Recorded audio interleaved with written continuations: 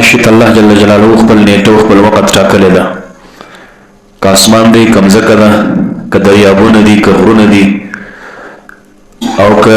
انسانان و حیوانان دي، که جمادات و نباتات دي، که شمس و که قمر دي، ټول یو وخت به ځي ختمیږي او ختمېدونکې ده. هر شی او هر څیز لره الله جل جلاله خپل حد ټاکلی، خپل اندازه ټاکلی. نو هر یو د خپل حد او تر خپل اندازې پورې ژوندی وي، حیات کوي او موجود به وي. چې کله خپله نیټه او خپل وخت پوره سو بیا به دی نیست وي، دی به نامعدوم وي، دی به وجود نه لري، لا موجود وي. انس بن مالک رضی الله تعالی عنه حدیث ذکر کوي، رسول اکرم صلی الله علیه و آله و صحبه وسلم فرمائی: من احب لقاء الله احب الله لقاءه. کم څوک چې الله جل جلاله سره د ملاقات خواهشمند وي، محبت لري، ای المسیر الى نار الاخره، ورتګ د آخرت ته معنا یې دا ده چې مؤمن چې کله په وخت د نزع روح کې سي، د مؤمن چې کله زنکدن سي په یو داسې حالت کې چې ایمان بیا په هغه حالت نه یې قبول. ځکه ایمان د هر انسان تر هغه وخته پورې قبول ده چې کله د زنکدن نه وي. نو یبشر برضوان الله و جنته، د الله جل جلاله پر رضا باندې دغه مؤمن ته بشارت ورکول کیږي، زیر ورکول کیږي چې الله جل جلاله ستاسو څخه راضي ده او تعالی په جنت کې هغه اعلی مقامات او هغه اعلی کور دی. نو چې کله یو انسان مسلمان کامل مؤمن د مرګ پټین کې فرشته د زنکدن پټین کې بشارت او خوشخبری ورکړي چې الله جل جلاله ستاسو څخه راضي ده او تا ته الله جل جلاله جنت درکړې ده، نو دغه انسان ته مرګ ته ژوند ډېر محبوب دی او ډېر خوښ ده. احب الله لقاءه مطلب دا ده چې الله جل جلاله د خپل خیر او د خپل فضل حفاظت کوي او باران کوي پر دغه مړ انسان باندې او عطایا ورته ډېروي، ورکړي ورته ډېروي. ځکه چې د احب الله لقاءه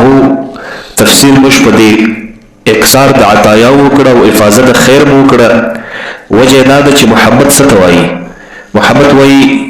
میلان النفس ته. ستا د یو چا سره مینه راسي نو ستا نفس او ذات د هغې و طرف ته میلان کوي او نفس محبت هغه چا لره ورځي چې هغه کې زړه وي. نو الله جل جلاله خو د قلب او د زړه څخه منزه دی، پاک دی. نو ځکه نو تفسیر او ترجمه د دې احب الله لقاءه وکړه په افاظ علیه فضله باندې. نو موږ حمل کړه محبت پر هغه څه باندې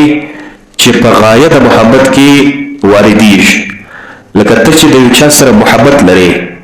نو ستا محبت د یو چا سره د هغه انتها دا وي چې ته هغه ته ورکړه کوې. ستا د یو چا سره محبت وي،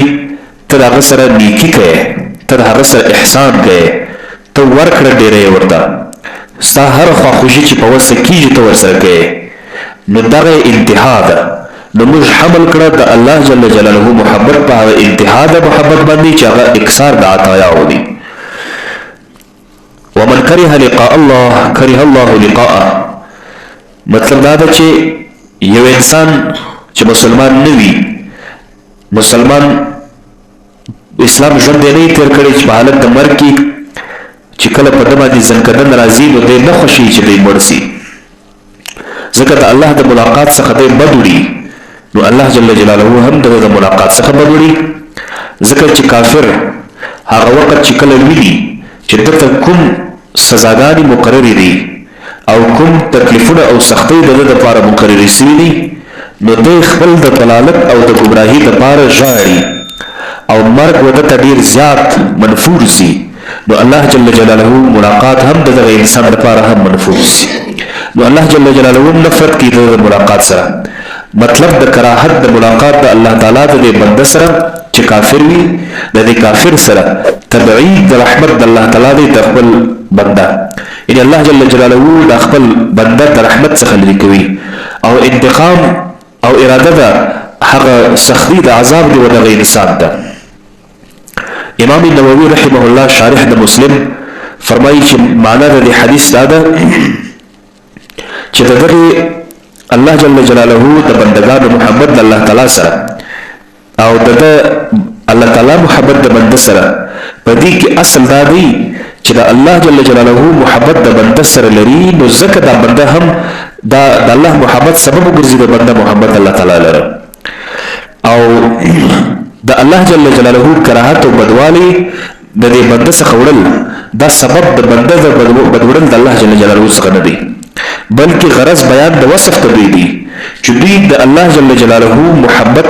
او د الله جل جلاله د ملاقات محبت لري په هغه وخت کې چې الله جل جلاله د سره د ملاقات محبت لري یعنی الله چې چا سره د ملاقات محبت لري خوشي وي چې فلان کې سره ملاقات وکړي نو دغه انسان په ځل کې هم د الله جل جلاله د ملاقات او د لقاء محبت پیدا شي د دې حدیث توضیح دا ده چې محبت د صفت د الله دی او محبت د بنده خپل پروردگار لره دا تابع ده او منعکس دا غلره لکه څنګه چې ظهور د عکس د اوبو پر دیوال باندې نو دا خو منعکس ده او د دې تایید بل حدیث کې هم ده نبی علیہ السلام فرمایي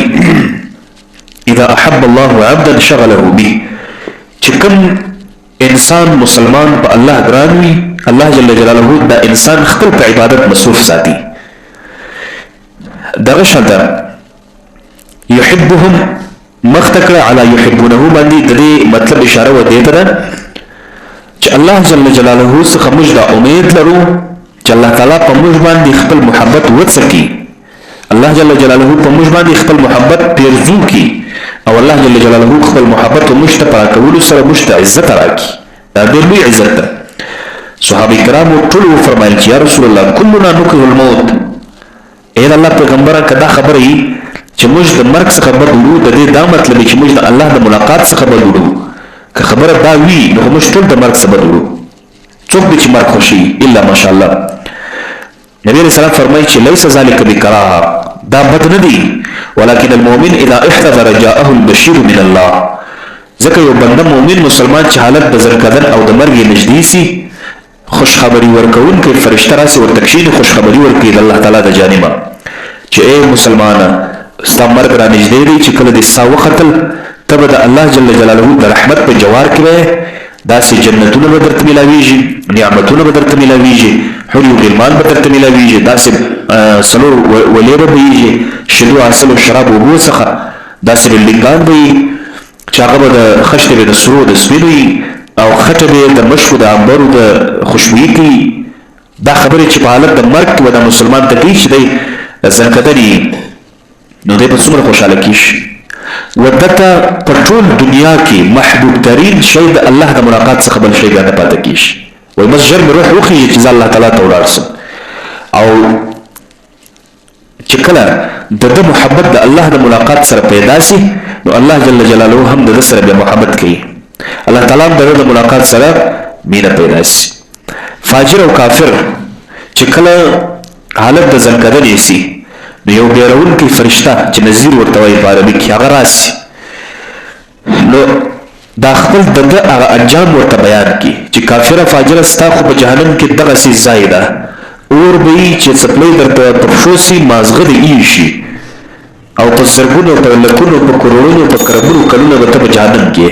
عذابونه به سختي وي خدای وایي یار کښ به زده لیوای نو ایتل په آخرت کې دا کفار ولې آخرت دومره نه خوشي دنیا خوشي خو وجه دغه چې آخرت کې ودی ته ډنګان ګوري نو د دوی د الله جل جلاله ته ملاقات څخه بیا بد سي نو الله جل جلاله هم د ملاقات څخه بد سي د زړه بد سي او هغه اخري انجام یې د دې بد سي